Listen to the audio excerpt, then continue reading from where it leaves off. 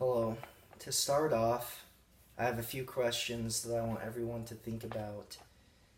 Very important questions that are needed not only in the United States specifically, but around the world. These questions and this topic can be very near to many people, and it's an important topic that if we discuss and understand, can not only improve our own lives, but definitely the lives of our loved ones and our friends. What would happen if healthcare were free for everyone? Is the United States behind countries where healthcare is a right? What are the advantages of maybe not having healthcare as a right? It's important to understand this topic as we read articles and listen to the Democrat debates for president, and as we listen to debates going back and forth on such an important topic. We need to understand the advantages of having private healthcare and not having healthcare as a right. As we listen to issues, as we hear stories of people who need care but don't have health care, if we made health care right, those things would be taken care of. But what if the damages to health care as a right far outweighed the advantages of having health care as a private part of our lives? Ben Shapiro, a syndicated columnist for the Daily Wire and the chief editor, has tackled this topic greatly and helps us understand why healthcare should be private and not a right that the government dictates. There are many young people and old people who have had accidents, who need surgery, who need medication, who have cancer. There are many different medical problems they may have. And having health care as a right may not be the best thing for them. Ben Shapiro goes on to describe how having health care as a private part of our lives and not as a government right is very beneficial for all those who need health care. He said, "The entire global medical industry benefits from America's private healthcare spending, which drives the creation of new drugs. So what happens when America no longer covers the cost for such pharmaceuticals? Our Food and Drug Administration may be slow, but it's a lot faster than its European equivalents, which is why the vast majority of new cancer drugs are developed and made faster in the United States."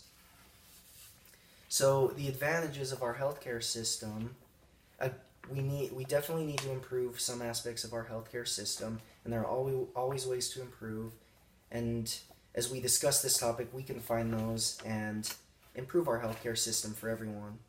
But it's important to understand that having healthcare as private enables others to think of new creative ways and use their money so that we can think of new and wonderful medications that can help us become healthy again.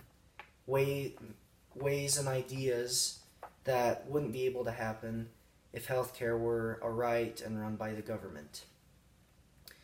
He also went on to say, "For skilled doctors, cutting-edge medical treatments, and care without long delays, no other country rivals the United States. Not even close. Nobody from Texas is going to Canada for medical treatment.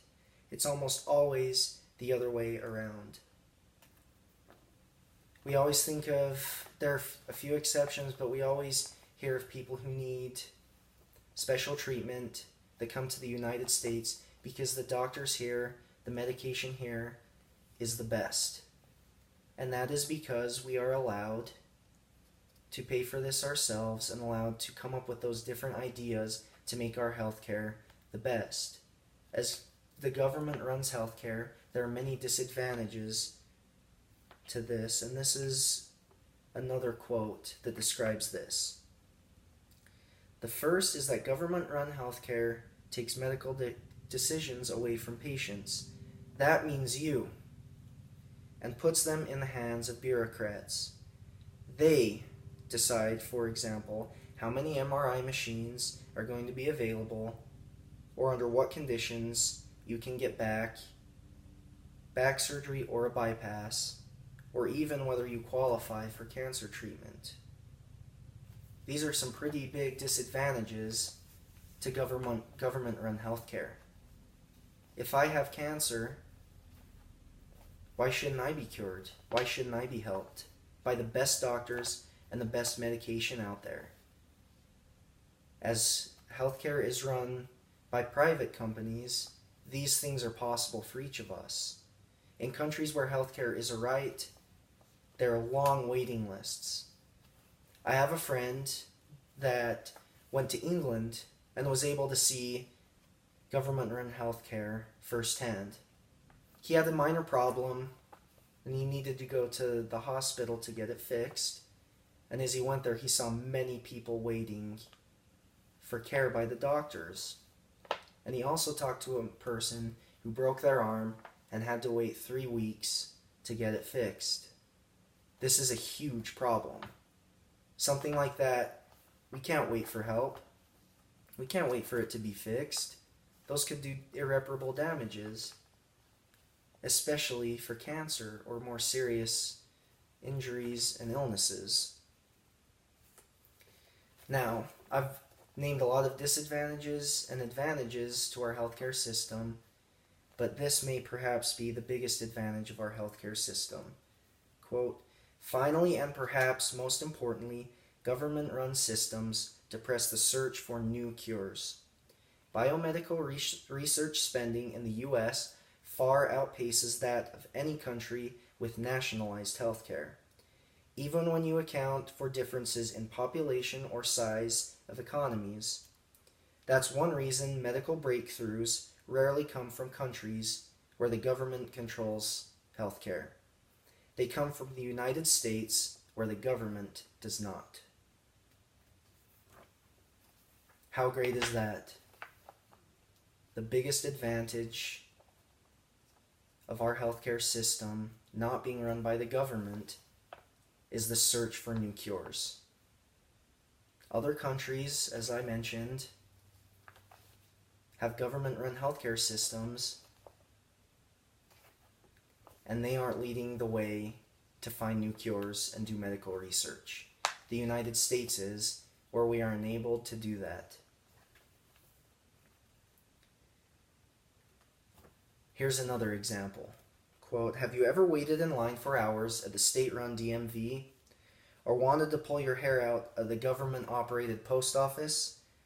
Well, if some members of Congress have it their way, government red tape and lackluster customer service would also extend to health.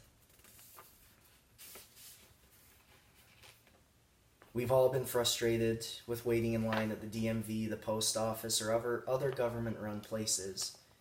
Why should we have to do that for healthcare? The last point, and perhaps the most important, is how do we pay for it? Instituting the program is estimated to cost over $3 trillion per year. That's more than the U.S. government spent on the military, healthcare, Social Security, and other entitlement benefits combined in 2015.